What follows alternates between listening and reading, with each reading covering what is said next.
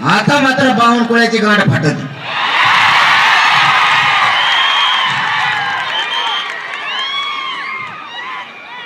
तू आम्हाला घोडा लावायला निघाला, आम्ही तुला गधडलो. गंड्याच्या तुला माहित नाहीत आम्ही किती विचित्र मराठी आहेत. तो आमच्या नादी लागायला लागला. हे कवासे नांगर फाळासकट घालतील मग सुतळे होऊ द्यायचे. नादी लागू नको. आपल्याला समाजाला न्याय देण्यासाठी आपण एकत्र आलोय आणि ती रेस लागल्यासारखं एका मागं पुढं पळ मागं पळ. आता पाठीमागं अर्धा किलोमीटर झालंय, पुढं अर्धा किलोमीटर झालंय. इतक्या गाड्याची लाईन झाली. आपल्याला आपल्या समाजाला न्याय द्यायचा आहे. एका शिस्तीत चला. गाड्यावाल्याला माझी विनंती, नसता तुम्ही माघारी गेला तरी चालतंय, मी एकच गाडी घेऊन जातो. मी एकटा आलो एसटीला तरी मराठीला खा देते.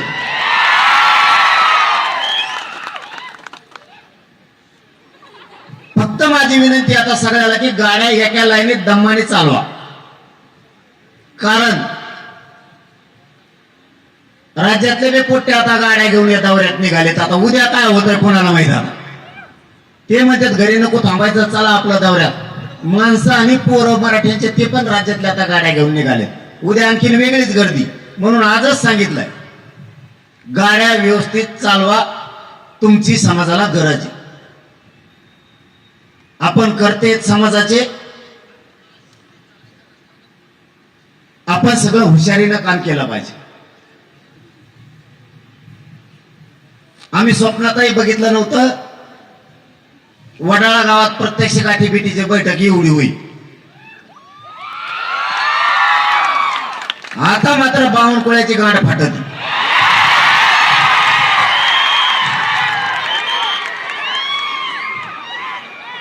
तू आम्हाला घोडा लावायला निघाला, आम्ही तुला गधडलो. गंड्याच्या तुला माहित नाहीत आम्ही किती विचित्र मराठी आहेत. तो आमच्या नादी लागायला लागला. हे कवासे नांगर फाळासकट घालतील मग सुतळे होऊ द्यायचे. नादी लागू नको. एक तर तू ते हडप्पा संस्कृती असल्याचा दिसतोय. ते भीतीवर कोऱ्याला नसतात का असे वाकडे तिकडे. कुठून सापड कुठून नाही ते फळीसला दलिंदर सगळ्या गेला केव्हा आला. सगळ्यात जास्त खुश असत तेव्हा मला असं बरं ही साडेसाती त्या बावनकुळ्याच्या गळ्यात गुंतली. मराठ्याच्या नादी लागू नको भाऊ. तू आमच्या बोकांडे बसायचं काम करशील, पण मराठी का तो बोकांडे बसल्याचा पुन्हा उतारणार नाही बावनकुळ्या. झालं काय,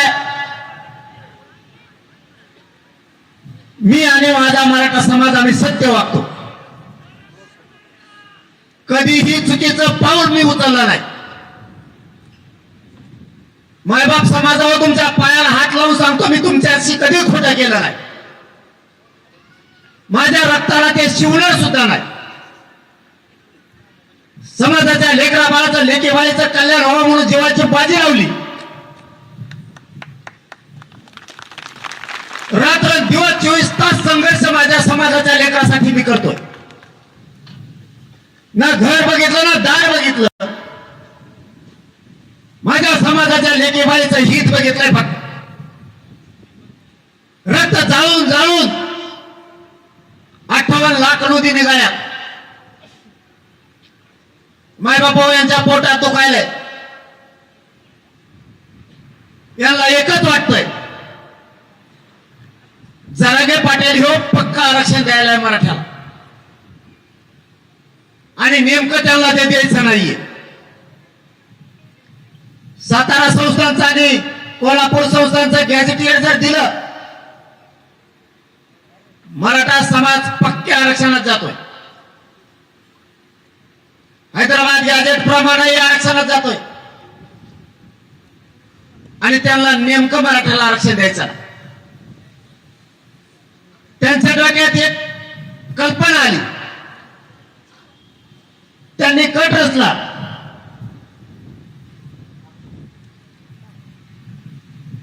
आपण शेवटचा योग प्रयोग करून बघू असं सरकारने ठरवलं आणि कट मायबापा असा रचला गेला. हे सांगतोय महाराष्ट्रातल्या मराठ्यासाठी लय महत्वाचं आहे. म्हणून कामाधंद्याला वेळ देऊ नका.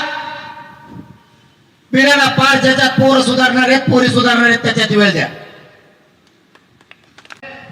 कष्ट हे मराठ्यांच्या मानगुटीवर बसलंय. त्या कष्टातून आमची पोरगी अधिकारी व्हायला लागली ना, पोरग अधिकारी व्हायला लागले. राबून राबून लेकरं शिकवले तर नोकरीच्या टायमाला 1-2% नुकते. अधिकारी आपला वर्ग राहिला नाही. आणि मी तेच स्वप्न घेतलंय, मराठ्यांचेच लेकर अधिकारी बनवायचे. आणि सरकारच्या डोक्यात आलं एक प्लॅन रचू, एक कट रचू. त्यांनी पहिला प्रयोग केला, कुणबी प्रमाणपत्र रद्द करून मराठ्यात गैरसमज पसरायचा.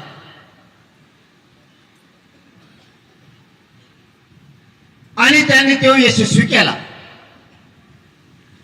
मराठ्यांचे 4 प्रमाणपत्र कुणबीचे रद्द केले आणि मराठा समाजात गैरसमज पसरून दिला.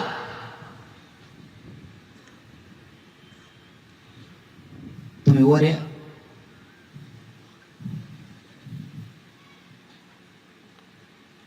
मराठा समाजात गैरसमज पसरून दिला.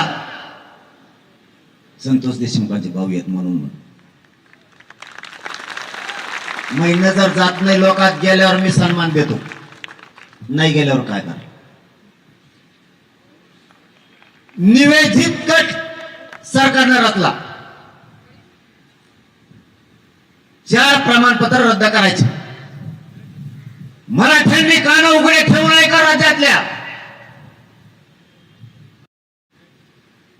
तर मराठ्यांच्या बाजूला उठलं नाही तर तुमच्या जिंदगीवर थुकतोय आम्ही. राजकारणासाठी तुमची जात आणि जातीचे लेकर बाळ संपणार. तुम्ही मराठ्यांचे आम्हाला लाज वाटणारे म्हणायची. बावनकुळ्यांनी मराठ्याचं वाटोळं करायचं ठरवलं फडणवीसाच्या सांगण्यावर.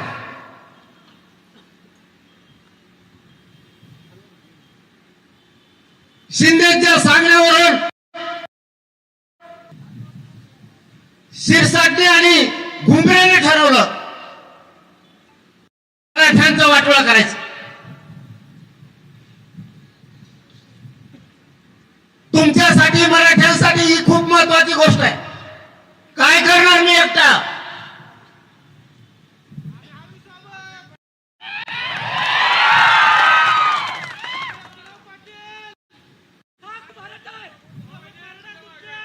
त्यांना बी माहिती मी लय गेलेलं आहे,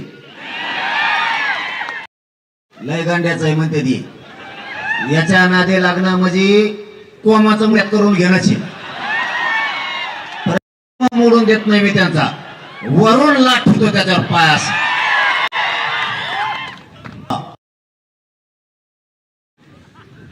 प्लॅनिंग अशी रचली, मराठ्यांचेच काही अभ्यास हाताखाली धरले. काही म्हणतो आम्ही आणि काही समन्वय.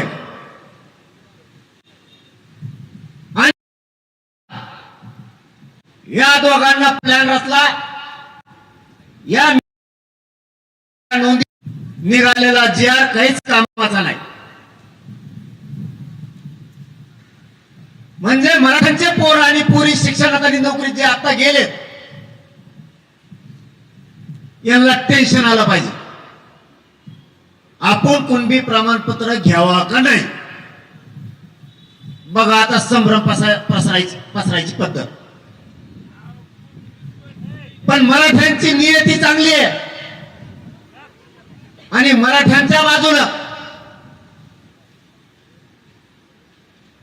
नियती असल्या हाताला जे लागायला पाहिजे होतं तेच नेमकं लाग जिथे लागली. यांनी कुणबी नोंदी रद्द केल्या. आम्ही विचार केला नोंदी रद्द झाल्या कशा. कुणाच्या 122 वर्षाच्या आहेत, कुणाच्या 90 वर्षाच्या आहेत, कोणाच्या 250 वर्षाच्या नोंदी आहेत. आणि ह्या नोंदी रद्द व्हायला कशा लागल्या. त्यातली एक नोंद कागदानले करते. मला सोक्ष मोक्ष करायचा आहे तुमच्या पुढं. मी जर नुसतं असा बोललो असतो तर मला म्हणले असते केला.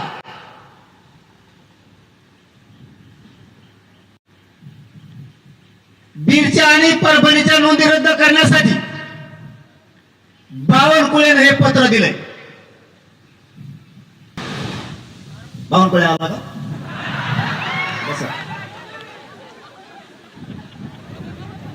मागूनही पुढूनही मी दोन्ही कोण तयार आहे. हे बावनकुळे पत्र दिलंय.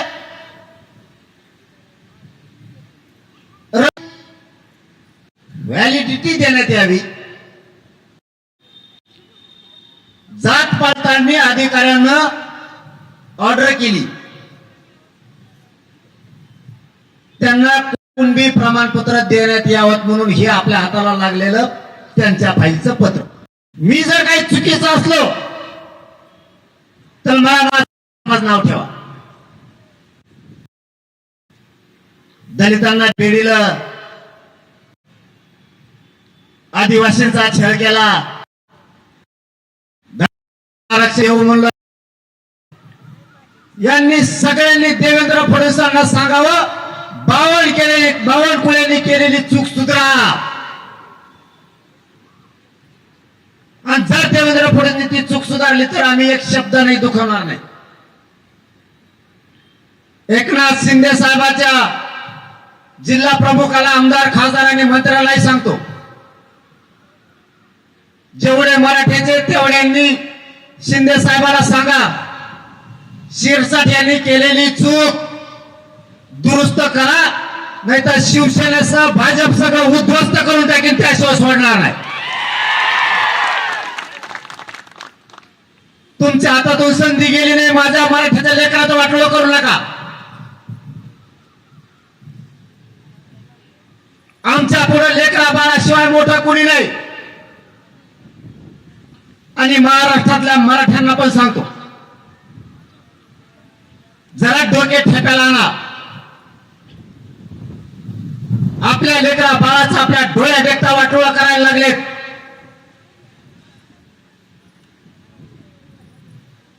तरी मेल्यासारखं जगू नका.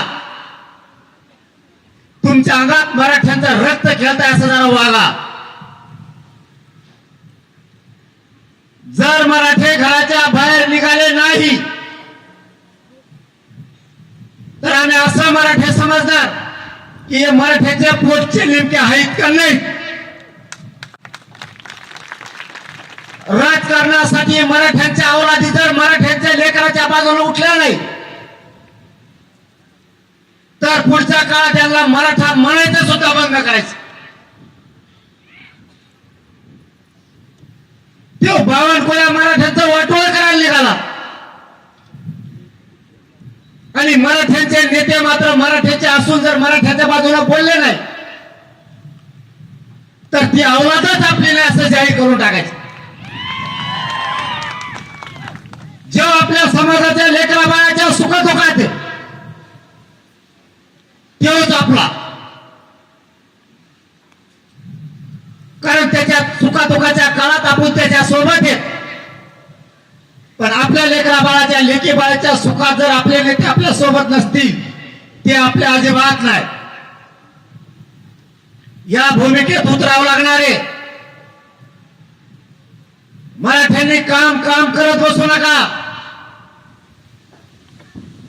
काम आपल्या पाठीला पुजले. अन्याय आपल्या समाजावरती व्हायला लागलाय. दारिद्र्याच्या खाईत हमेशा फक्त आपला समाज. आता कुठं आपल्या लेकरा बाळाच्या तोंडाला घास आलाय. त्याच्या सुद्धा विष काढायचं काम राज्य सरकारमधले बावनकुळ्यासारखे मंत्री करायला लागले. जरा सावध व्हा. तुमच्या अंगात मराठ्यांचं रक्त आहे असं वागा. शेवटी समाजाचे लेकर आणि लेकीबाई तुमच्या कामाला येणार आहेत. राजकीय पक्ष आणि नेता येणार नाही. मी झुंज तुमच्या लेकरा बाळासाठी देतोय. जीवाचं रान केलं, मी रक्त जाळतोय. समाजाने समाजाचे लेकरी बाई मोठ्या झाल्या पाहिजेत म्हणून.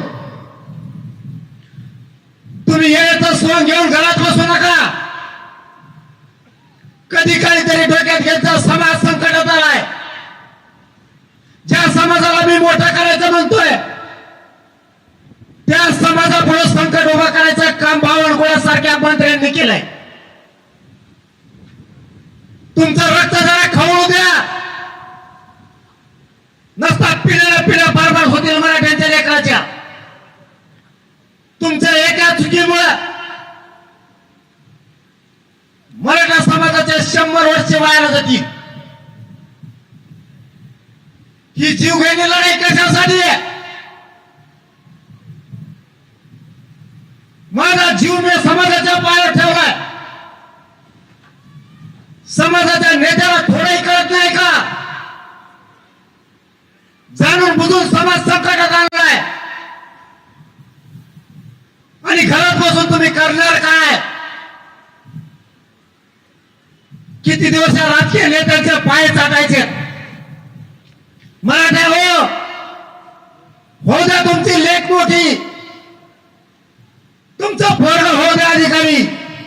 अरे आनंदाचे दिवस घरात येऊ द्या. नाचतेला रक्तासारखं वागू नका. एकदा जर समाज मोडला तर पुन्हा उठणार नाही. समाजाला मोडू देऊ नका. अरे लेकरं बाळ आपले, त्या पोटच्या गोळ्याला आपण शिकवलंय. लोकांच्या बाजावर जाऊन कष्ट केलेत, ऊस तोडलेत आणि पोरं शिकेलेत. त्या लेकरा बाळाला नोकरी लागून सुखाचा घास खाऊ द्या मराठ्या हो. तुमच्या आळशीपणामुळं आणि घराच्या बाहेर न निघण्यामुळं माझ्या समाजाच्या लेकराचे जीव घेऊ नका. अरे समाज लय मोठा आहे, खूप उच्च समाज आहे. जगाला अन्यायापासून मुक्त करणारा मराठा समाज आहे. आज त्याच्यावर अन्याय होतोय आणि तुम्ही घरात बसतात कसे? कोणते काम आहे तुम्हाला? आणि एकदा लेकराचं भविष्य जर हाताच्या बाहेर गेलं तर मग रडायला कोण?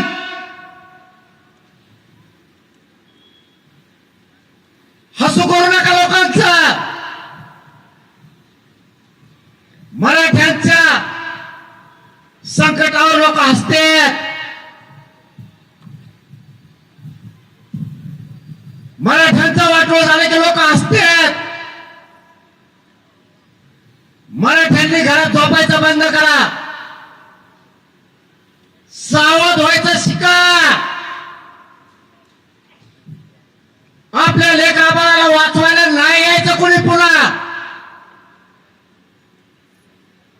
सोन्यासारखे लेकरं फाश्या घेऊन मरतील.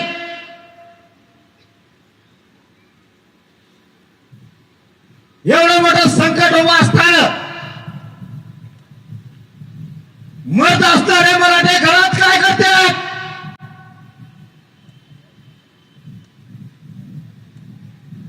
दोन 4 दिवस जर तुम्ही काम पडवले तर माझ्या समाजाच्या सोन्यासारख्या लेकरा बाळांचं कल्याण होईल. आयुष्याचं कल्याण. बाहेर निघायचं शिका. जाऊन खातील लोक.